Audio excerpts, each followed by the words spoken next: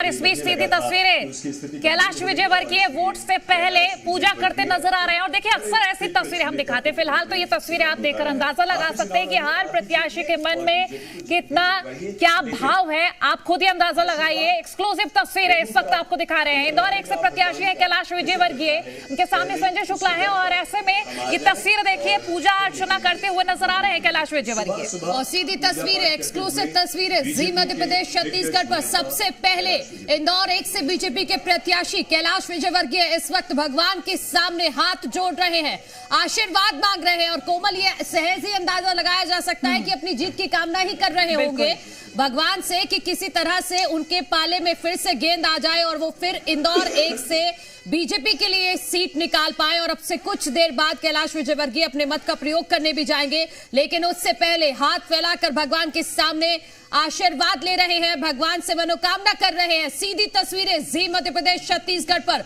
सबसे पहले। बिल्कुल, और ये वक्त किसी एग्जाम टाइम से कम नहीं है, क्योंकि किसी बच्चे के लिए बोर्ड का एग्जाम जैसा होता है, वैसे ही इस वक्त इन प्रत्याशियों के लिए ये वक्त है, क्योंकि आखिरी वक्त में वो बच्चा भी अपनी किताबें छोड़कर भगवान के आगे हाथ जरूर जोड़ता है कि भगवान मेरी परीक्षा आप संभाल लेना। और वही वक्त अब इन प्रत्याशियों के सामने फिलहाल कैलाश विजयवर्गीय, जो कि इंदौर एक से प्रत्याशी है, और वो तस्वीरें हम आपको दिखा रहे हैं, भगवान के आगे हाथ जोड़कर बैठे हुए हैं, पूजा अर्चना कर रहे हैं। और मनु, आपने सही कहा, अभी कोई भी अंदाजा लगा सकते हैं कि उनके मन में क्या चल रहा होगा, कि क्या मांग रहे होंगे भगवान से वो। और ऐसी तस्वीरें और भी हम दिखाते रहेंगे, क्योंकि लगातार इस तरह की तस्वीरें सामने आती रहेंगी। वोटिंग से पहले की ये तस्वीरें हैं, कैलाश विजयवर्गीय अपने मंदिर में पूजा अर्चना कर रहे हैं। और ये देखिए, पूरी पूजा अर्चना करने के बाद ही वो बाहर निकलेंगे यहाँ से।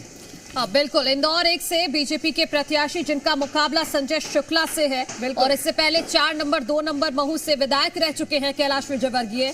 4 बार से पार्टी के राष्ट्रीय महासचिव हैं, और इसी वजह से इंदौर एक बहुत हॉट सीट हो जाती है, क्योंकि यहाँ पर प्रधानमंत्री नरेंद्र मोदी ने रोड शो भी किया था।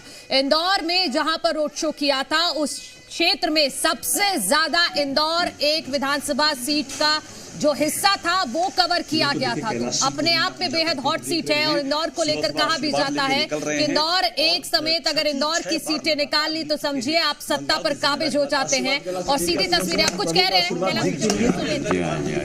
तो ये चुनाव आपके लिए कितना टफ है या कितना आसान है? 6 बार से आप विधायक रहे हैं कैलाश जी। मेरे लिए चुनाव कभी टफ नहीं होता, हाँ। क्योंकि मेरे लिए कार्यकर्ता और जनता स्वयं चुनाव लड़ती है। लेकिन इस बार तो आपको जिम्मेदारी दी गई है, जिम्मेदारी के साथ भेजा गया है। आपको इसलिए भेजा गया है कि आप भी जीतें, बीजेपी को भी जिताएं, क्योंकि कहीं ना कहीं लगने लगा था कि आप लोगों की स्थिति डावाडोल है। कैलाश जी, ऐसा नहीं है।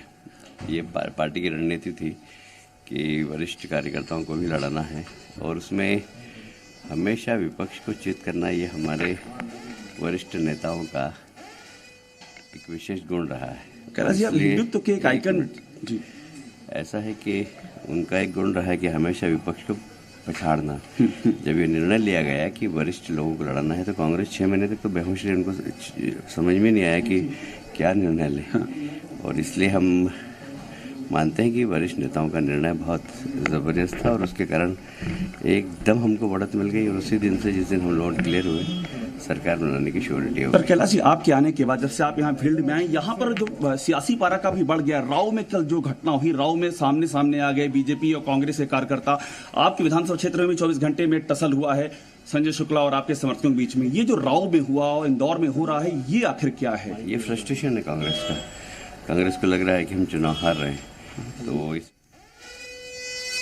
तो कैलाश विजयवर्गीय को आप सुन रहे हैं, और यहाँ पर कोमल, इसलिए इस सीट पर दिलचस्प हो जाता है मुकाबला, क्योंकि जो सामने कांग्रेस के प्रत्याशी हैं संजय शुक्ला, वो भी कैलाश विजयवर्गीय के करीबी हैं। और कैलाश विजयवर्गीय पे बहुत बड़ी जिम्मेदारी अपनी सीट के साथ साथ इंदौर की 9 सीटों को निकालना है। देखिए, बिल्कुल बड़ी बात ये रही है कि दोनों एक मंच पर नजर भी आए और दोनों एक दूसरे के सामने भी चुनाव लड़ रहे हैं।